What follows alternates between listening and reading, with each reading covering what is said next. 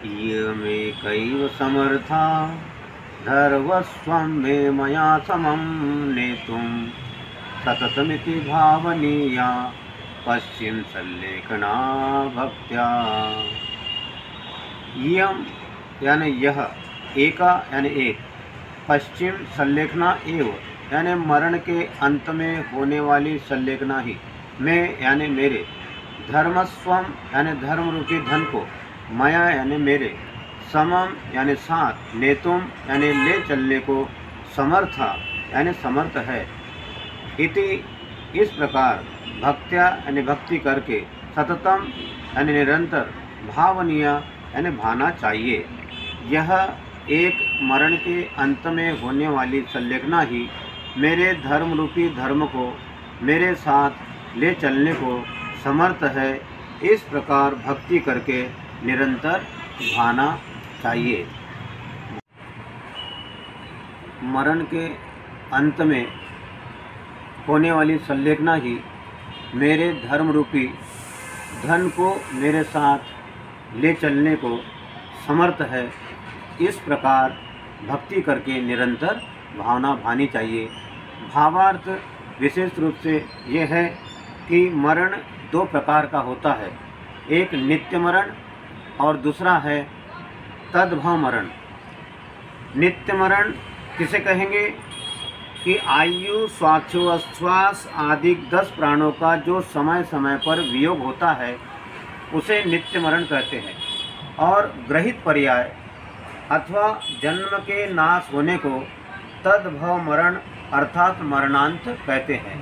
इस मरणांत समय में सल्लेखना का चिंतन इस प्रकार करना चाहिए कि इस मनुष्य देह रूपी देश में अनुव्रत रूपी व्यापार करके जो धर्म रूपी धन मैंने कमाया है उसे परलोक रूपी देशांतर में ले जाने के लिए सल्लेखना ही एकमात्र आधार है। जैसे उदाहरण के लिए कि किसी देश में कमाए हुए धन को यदि कोई मनुष्य वहाँ से कूच करते अर्थात उस देश से निकलते समय याद न करे और वह कमाया हुआ धन किसी दूसरे को सौंप दे तो उस धन का प्राय व्यर्थ ही जाता है। वह धन उसके काम में नहीं आता है। उसका धन मान के चलो कि व्यर्थ गया, उसकी कमाई व्यर्थ गई। इसी प्रकार परलोक यात्रा के समय में अर्थात मरणांत में सल्लेखना की जावे और परिणाम भ्रष्ट हो जावे तो दुर्गति होती है। दुर्गति से बचने के लिए हमें मरण समय में सल्लेखना अवश्य ही अंगीकार करनी चाहिए। मरणान्ते अवश्यमहं विधिना सल्लेखनां करिष्यामि इति भावना परिणतो नागतमपि पालयेदिदं शीलम्।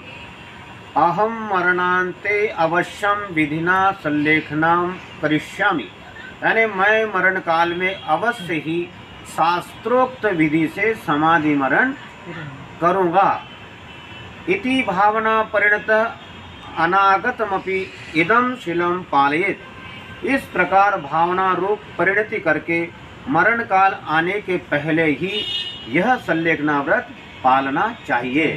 भावार्थ है कि सल्लेखना अर्थात संन्यास का धारण अंत काल में होता है, जीवन के अंत काल में होता है, परंतु इस जीव की आयु प्रति समय घटती ही जाती है जिससे निदान मरण ध्रुव है। इस कारण मृत्यु के पहले ही ऐसी प्रतिज्ञा कर लेनी चाहिए कि मैं मरण समय में अवश्य ही संन्यास धारण करूँगा। अंत समय में, मरण समय में जब मेरा मरण का समय आएगा उस समय अवश्य ही मैं संन्यास धारण करूँगा। मैं मरण समय में अवश्य ही संन्यास धारण करूँगा। इस प्रतिज्ञा की अपेक्षा से उक्त सल्लेखना व्रत पहले से ही पालित समझा जाएगा।